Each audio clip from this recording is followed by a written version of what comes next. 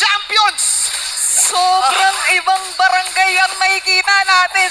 Kahit nakahapon lang naglaro, yung lineup na to for Smart Omega, sobrang pulido nung nagiging connection nila na paminsan parang nagiging ano pa nga eh, parang ano lang, magaan lang talaga kasi si Chakno, nilalapagan niya dito ng wall yung mga kakampi niya. Pero this time, hindi yata napasama lahat ng yun kasi sila na yung medyo umaangat kontra sa AP Brain. Hindi ko kinakaya, nakikita ko Burrito Bridge.